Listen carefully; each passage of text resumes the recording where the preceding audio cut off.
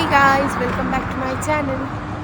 আজকে ইউকেতে একটা নতুন রকমের দিন বিকজ ইউকেতে আমি বহুত রকমের কাজ স্টার্ট করেছি বাট ওয়েডিং আমি এখনো অবধি আজ প্রথমবার করব।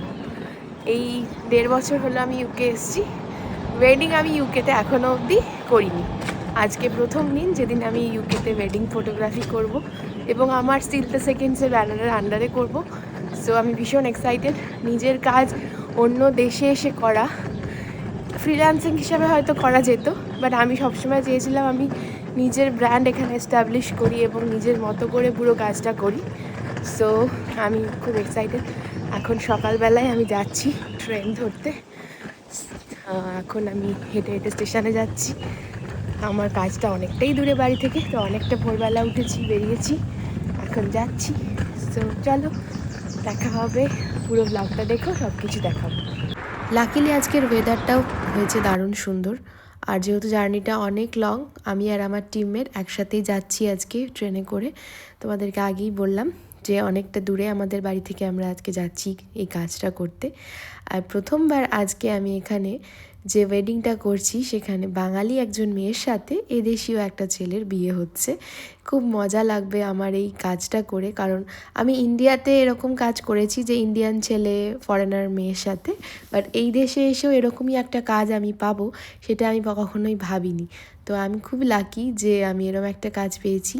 তো আমরা চলে এসেছি ট্রেন থেকে নেমে, তারপরে যেখানে কাজ হবে সেই বাড়িটাতে। এই দেখো, এই দুজন হচ্ছে আমাদের আজকের ক্লায়েন্ট। দুজনেই ভীষণ মিষ্টি দেখতে একটা কাপল। আর দেখো দুজনেই সুন্দর করে ইন্ডিয়ান ড্রেস ক্যারি করেছে আজকে, দারুণ লাগছে। শুধু ছেলেটিই নয়, ছেলেটির পুরো ফ্যামিলির মধ্যে ওর মা, ওর বৌদি সবাই আজকে ইন্ডিয়ান অ্যাটায়ার পরেছে এবং সবাইকেই খুবই সুন্দর লাগছে। আর এটা দেখে আরও ভালো লাগছে যে ওরা আমাদের দেশের কালচারকে নিজের মতো করে একদম অ্যাকসেপ্ট করে নিয়েছে এবং ওদেরই বাড়িতে দেখো আজকে এই বিয়ের অনুষ্ঠানটা হচ্ছে।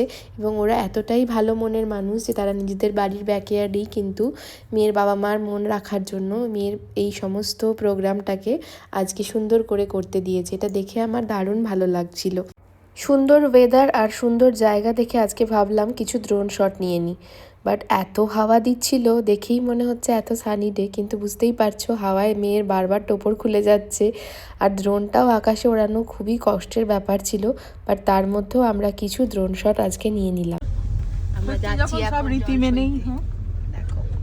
আমি ভাবতেই পারছিলাম না যে এখানেও আমরা জল সইতে যেতে পারি এরকমভাবে, মানে পুরো ইন্ডিয়ান কালচারটা এখানে তুলে ধরা হয়েছে এবং এই সুন্দর করে কাজটা করতে পেরে আমি খুব হ্যাপি যে বিদেশের মাটিতে পুরো বাঙালি বিয়ে হচ্ছে এবং সমস্ত রীতিনীতি মেনে।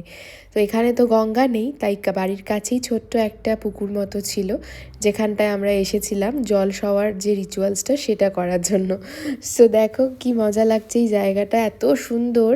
কিন্তু কাকিমা যেহেতু একাই ইন্ডিয়া থেকে এখানে এসেছেন, তাই সেরকম লোক সংখ্যা নেই। ইন্ডিয়া যেরকম আমরা কোনো রিচুয়ালস করতে গেলেই আমাদের লোকের অভাব হয় না, এখানে লোক কম কিন্তু সবার মধ্যেই আন্তরিকতা আর ভালোবাসাটা ছিল এবং সবাই মনে প্রাণে চেষ্টা করছিল যে আমাদের দেশের এই রিচুয়ালসগুলোকে ওদের নিজের করে নেওয়া এবং সমস্ত রকম হেল্প করার। তো বাড়ির ব্যাকয়ার্ডটাকে এবার আস্তে আস্তে সাজিয়ে তোলা হচ্ছে বিয়ের জন্য, আর বর আর বউও আস্তে আস্তে রেডি। তো আমরা এই ফাঁকে কাকিমার কাছ থেকে শুনে নিলাম কাকিমার ইমোশনাল ফিলিংসগুলো, সেই বাইটসগুলো যাতে আমরা ভিডিওতে অ্যাড করতে পারি। সো আজকের এই ভিডিওটা তোমাদের কেমন লাগলো জানিও। আর যদি তোমাদের এই দেশেও বাঙালি এরকম কোনো বিয়ে হয় এবং মনে হয় যে কিভাবে করবে, তাহলে অবশ্যই আমার সাথে কন্ট্যাক্ট করতে পারো। এই বিয়ের সমস্ত অ্যারেঞ্জমেন্ট থেকে শুরু করে ফটোগ্রাফি থেকে শুরু করে এই সব কিছুরই কিন্তু ব্যবস্থা আমরা করে দিই সুন্দরভাবে। সো আমাদের সাথে তোমরা ওপেনলি কন্ট্যাক্ট করতে পারো।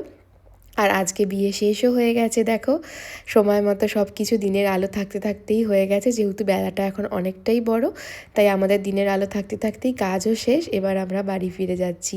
দেখা হবে অন্য একটা ব্লগে। Thanks for watching, bye bye.